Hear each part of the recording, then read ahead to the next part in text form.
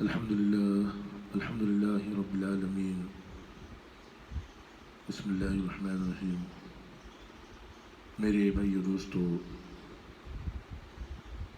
حضرت ابو ہریرہ رضی اللہ عنہ روایت کرتے ہیں کہ رسول اللہ صلی اللہ علیہ وسلم نے ارشاد فرمایا، بکثرت سے لا حول ولا قوت الا باللہ العظیم پڑھتے رہو، یہ دعا جنتی خزانوں میں سے ایک ہے۔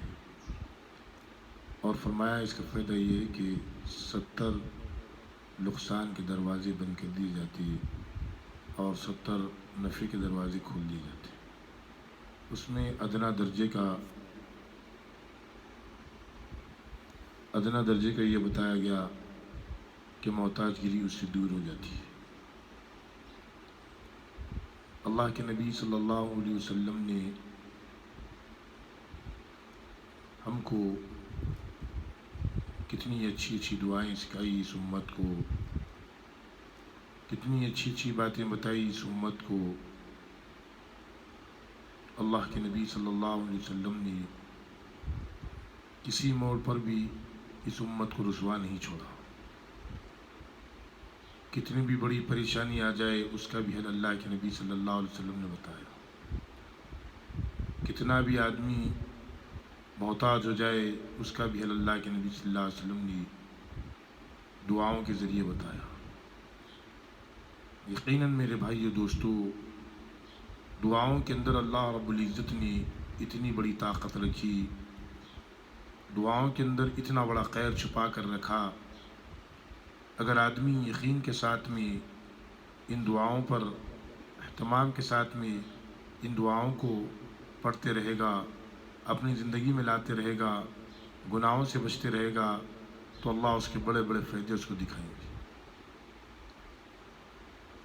دنیا کے اندر اللہ رب العزت نے دنیا کو دار الاسباب بنایا، اور جب کبھی کوئی مشکل آتی ہے تو بندے کے اوپر وہ اللہ کی طرف سے آتی ہے۔ اللہ اس کو آزماتے ہیں کہ ان مشکلات میں میرا بندہ کس طرف متوجہ ہو رہا ہے، یا میری طرف متوجہ ہو رہا ہے یا کسی اور کی طرف متوجہ ہو رہا ہے، یا اسباب کی طرف متوجہ ہو رہا ہے۔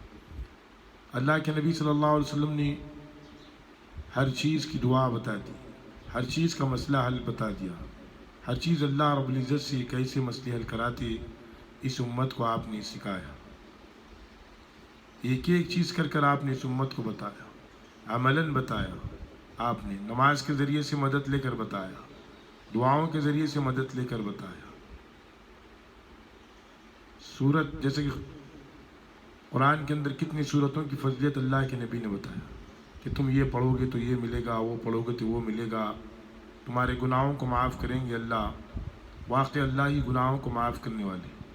اللہ رب العزت بندے کو جب چاہتے ہیں توفیق عطا فرماتی ہے، لیکن بندے کی طرف پہ ہے کہ ہم اللہ سے مانگتے رہے، اللہ کے حکموں پر اپنی زندگی گزارنے کی پوری کوشش کرتے ہیں، نبی کے طریقوں پر زندگی گزارنے کی پوری کوشش کرتے ہیں، کیونکہ ہمارے ساتھ میں ہمارا دشمن، اتنا بڑا دشمن شیطان ہمارے ساتھ لگا ہوا ہے۔ ہر لمحے پہ ہر وقت میں ہمارے ساتھ میں دشمنی کرتے رہتا ہے۔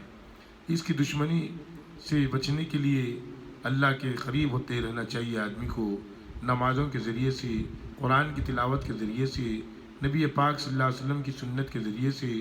اللہ کے نبی صلی اللہ علیہ وسلم کی ایک ایک سنت کے اندر اللہ پاک نے بڑی بڑی کامیابوں کو چھپا کے رکھا ہے۔ یہ حقیقت بات ہے میرے بھائی دوستو۔ اگر ہم اللہ کے نبی صلی اللہ علیہ وسلم کی سنتوں کو زندہ کریں گے تو ہمارے اندر سنتیں جب زندہ ہوگی تو اللہ سے یقین جب پیدا ہوگا تو بڑے سے بڑے حالات ہمیں متاثر نہیں کر سکیں گے۔ آپ دیکھ لو حضرت صحابہ اکرام رضی اللہ عنہ کے بارے میں، جیسے کعب رضی اللہ عنہ کے بارے میں آتا، اور جیسے دو تین صحابہ کے بارے میں آتا۔ جب اللہ کے نبی صلی اللہ علیہ وسلم نے کسی جنگ کے موقع پر، کسی غزوے کے موقع پر وہ تینوں نہ جانے کی صورت میں، وہ لمبا واقعہ جیسا کہ ہم بار بار سنتے رہتے، بار بار پڑھتے رہتے کہ مدینے میں رک گئے، لیکن اللہ کے نبی صلی اللہ علیہ وسلم نے تینوں کو سزا کے بطور تینوں سے بات کرنے کی ممانعت بھی فرما دی تھی۔ واقع محبت جس سے ہوتی ہے سزا اسی ہی دیتا ہے آدمی۔ اللہ کے نبی صلی اللہ علیہ وسلم بے حد محبت کرتے تھے، یہاں تک کہ دشمنوں کے پیغام بھی ان کو آنے لگے یہ لوگ روتے اللہ سے مانگتے کہ یا اللہ جب ہم سے ایمان والے بولنا چھوڑ دیے، اللہ کے نبی صلی اللہ علیہ وسلم نے سزا دے دی، تو غیر بھی ہمیں اپنی طرف دعوت دیتے ہیں۔ یہ ایمان تھا ان کی، اتنی بڑی حالت میں بھی اللہ کی طرف متوجہ رہے، اللہ کے حکموں پر چلتے رہے۔ کسی مصیبت کو یہ سمجھتے تھے صحابہ یہ تو تقدیر سے آئی، یہ ختم ہونے والی ہے، اللہ سے مانگنے پر۔ واقع اللہ نے جو مقدر کے اندر لکھا وہ آدمی کو پریشانی آ کر رہے گی، اور آدمی پریشانی حل کرنے کا ایک راستہ اللہ نے بتا دیا محمد صلی اللہ علیہ وسلم کے طریقوں پر، اللہ کے حکموں پر۔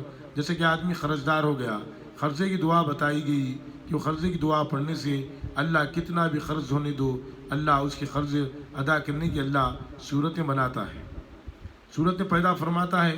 اس طریقے سے آدمی ہمیشہ مصیبتوں پر صبر کرنا، اس پر بھی ایمان والے پر اجر رکھا گیا۔ یہاں تک کہ یہ فرمایا کوئی آدمی مصیبت میں ہے اور مصیبت دا آدمی کو کوئی آدمی تسلی دے رہا ہے تو اس کو تسلی دینے والے کو بھی اتنا ثواب ملے گا جتنا مصیبت دا آدمی کو ثواب ملتا ہے۔ اسی طریقے سے اپنے آپ کو ہر مصیبت پر صبر کا عادی بنانا چاہیے، اللہ کے حکموں پر چلنے کا عادی بنانا چاہیے۔ یہ آدمی کو جو مصیبتیں آتی یہ وقتی مصیبتیں ہوتی، یہ آزمائش کے لیے مصیبتیں ہوتی، راحت بھی آتی تو یہ وقتی راحت ہوتی، جو موت پر راحت ختم ہو جاتی ہے۔ اصل راحت تو موت کے بعد کی راحت ہے، جہاں پر موت کو بھی موت دے دی جائے گی۔ آدمی اس راحت کی سوچنا چاہیے، اس راحت کو کامیابی بنانے کے لیے دنیا کے اندر اللہ نے مختصر سی جو زندگی دی اس پر محنت کرنا ہے۔ جیسے ایک آدمی تجارت پر محنت کرتا تو اس کی تجارت باقی رہتی، آدمی اگر تجارت پر محنت کرنا چھوڑ دے تو اس کی تجارت ختم ہو جاتی ہے۔ اسی طریقے سے آدمی ہر مرحلے میں اپنے آپ کو نبی پاک صلی اللہ علیہ وسلم کے طریقوں پر اپنی چلانا چاہیے۔ گھر میں خوشی ہو یا شادی کا مسئلہ ہو یا کسی بھی خوشی کا مسئلہ ہو تو آدمی کو سنت سے نہیں ہٹنا چاہیے، کیونکہ اللہ کے نبی صلی اللہ علیہ وسلم نے خوشی کے مسئلے میں بھی اپنے طریقہ بتا دیا، نکاح کے وقت میں بھی اپنا طریقہ بتا دیا، کس طریقے سے نکاح کرو گے تو میری سنت بنے گا، کس طریقے سے ولیمہ کرو گے تو میری سنت بنے گا، اور اگر تم فضول خرچی کرو گے تو میرے طریقے سے ہٹ جاؤ گے۔ جب اللہ کے نبی صلی اللہ علیہ وسلم کے طریقوں سے آدمی ہٹے گا تو اللہ کی مدد کہاں پر آئے گی اسے؟ اللہ کی مدد کہاں پر آئے گی جب آدمی نہ تو اللہ کے حکموں پر چلنے والا ہوگا نہ تو نبی کے طریقوں پر چلنے والا ہوگا، تو اس کو کہاں سے اللہ کی مدد ملے گی؟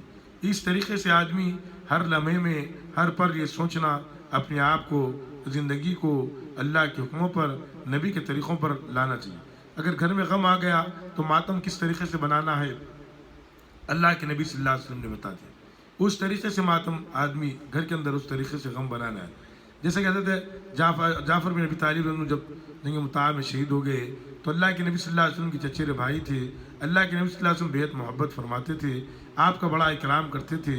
آپ کے خاندان کے اندر ایک دن غم بنایا گیا، 2 دن غم بنایا گیا، تیسرے دن اللہ کے نبی صلی اللہ علیہ وسلم نے آ کر کہا کہ آج کے بعد میں کوئی غم نہیں بنائے گا، کیونکہ اسلام 3 دن کے علاوہ غم کی بنانے کی اجازت نہیں دیتا۔ اس طریقے سے اللہ کے نبی صلی اللہ علیہ وسلم نے ہر وقت میں بتا دیا کہ غم کس طریقے سے بنانا ہے، خوشی کس طریقے سے بنانا ہے، زندگی کا ہر مرحلہ کس طریقے سے گزارنا ہے۔ آدمی بازار کو بھی گیا تو بازار میں حالانکہ بازار اللہ کو سب سے ناپسند چیز دنیا کے اندر ہے، بازار میں گیا آدمی تو بازار میں جو اس کو دعائیں بتائی گئی وہ دعائیں 4 کلمہ پڑھ لیا، اس پر بھی ثواب ہے۔ آدمی کو نبی پاک صلی اللہ علیہ وسلم نے 24 گھنٹے گزارنے والے اعمال، پورے اعمال بتا دیے۔ اس طریقے سے تم اعمال کو کرو گے تو اللہ رب العزت دنیا اور آخرت میں کامیاب کرے گا۔ اللہ پاک مجھ کو اور آپ کو کہنے سننے کا عمل توفیق عطا فرمائے۔